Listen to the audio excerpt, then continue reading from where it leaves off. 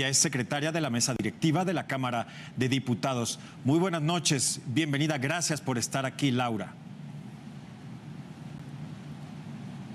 ¿Qué tal? ¿Cómo estás? Muy buenas noches, qué gusto saludarte a ti y a todo el auditorio, pues en un momento muy difícil para el país. Laura, no hubo sorpresas y se aprobó la reforma a la Guardia Nacional en senadores.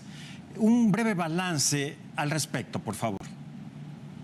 Bueno, lo que sucede es que la sorpresa ya le habían dado los Yunes en la votación pasada para la reforma judicial. Yo te diría 3 puntos fundamentales sobre la mesa, que es desde Movimiento Ciudadano lo que hemos estado discutiendo e intentando abrir el diálogo con el oficialismo, porque nos parece fundamental. Número 1, la reforma judicial y la reforma militar fueron planeadas fríamente para ir de la mano, con alevosía y con ventaja. Recordaremos que el Poder Judicial había sido la última trinchera contra el militarismo del país, contra la militarización de la seguridad pública y contra la militarización de la Constitución. Basta acordarnos de cuando en el 2017 la Suprema Corte de Justicia le dijo no a Enrique Peña Nieto y a las presiones de las Fuerzas Armadas para hacer la ley de seguridad interior.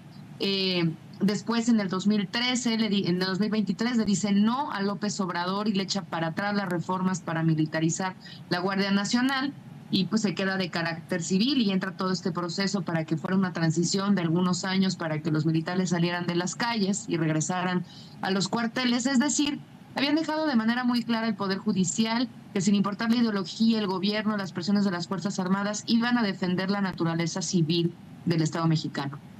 Parece que este fue también el principio del fin de los pleitos de la presidenta ministra Norma Piña con López Obrador.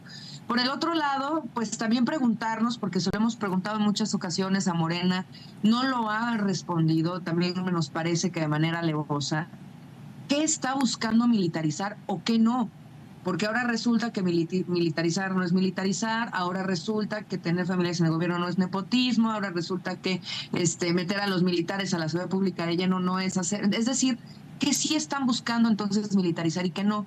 Porque algo muy grave que pasó con esta reforma militar, no nada más es a la Guardia Nacional y darle este carácter militar en la Constitución, peligrosísimo, además que violenta las propias sentencias de la Comisión Interamericana de Derechos Humanos, que ya no se había observado en estos años en el obradorato, sino que tocaron el 129 constitucional. Y el 129 constitucional era precisamente el equilibrio de la separación entre el poder civil y el poder militar. Lo tocaron y quitaron esta cláusula que decía que las Fuerzas Armadas solo podían intervenir en asuntos civiles en tiempos de guerra.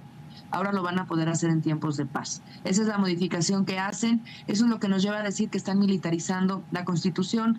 No me quiero alargar, pero simplemente sí quiero decir de manera muy clara que el país quiere paz, el país quiere justicia, no quiere militarización. Esto es a lo que lo han orillado y además sin resultados, con una estrategia fallida.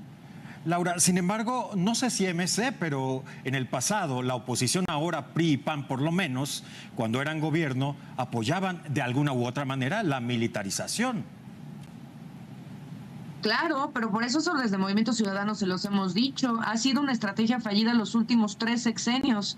Y los 3 partidos políticos que están ahí sentados con nosotros en la Cámara, en sus distintas posiciones, lo avalaron. Es una militarización que trajo el PAN y fallaron, que trajo el PRI y fallaron, que trae Morena y fallaron en estos 3 años. Han aumentado desde que inició la militarización en tiempos del PAN hasta la fecha en un 300% los asesinatos en el país.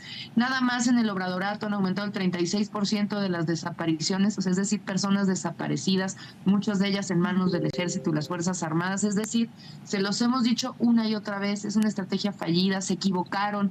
Ahora el PAN y el PRI le están diciendo a Morena, se equivocaron, reculen, nosotros también nos equivocamos, no le den todo el poder a las Fuerzas Armadas. Y Morena no hace caso, de manera irresponsable, ni siquiera con quienes ya experimentaron en cabeza propia. Es más, el PRI que durante 80 años tuvo como uno de sus pilares al ejército mexicano, como ese partido hegemónico que fueron, el PRI les está diciendo no lo hagan, no se equivoquen. Pero está la bota de Sedena sobre la pluma de los legisladores. Por eso nosotros hemos dicho, nosotros no nos vamos a equivocar, se los hemos señalado, México necesita construir paz y no pacificación, porque escuchaba ya a Ricardo Anaya hablar de pacificación. Eso es desde un proceso muy autoritario, la pacificación es de arriba para abajo. La construcción de paz es de abajo para arriba, incluye a la comunidad, los factores, por supuesto, originales, los originarios de las violencias, y por supuesto pues fortalecer las policías locales como la principal estrategia. Laura Ballesteros, no me quiero despedir de ti sin preguntarte lo siguiente. ¿Qué tendría que hacer, a tu juicio, el nuevo gobierno para precisamente que haya paz en las calles, en los municipios, en las ciudades, en México? Fortalecer las policías locales y estatales y no dejarlas morir. Mira, ya lo decía Luis Donaldo Colosio, recientemente terminó como alcalde de Monterrey, ahora senador de la República.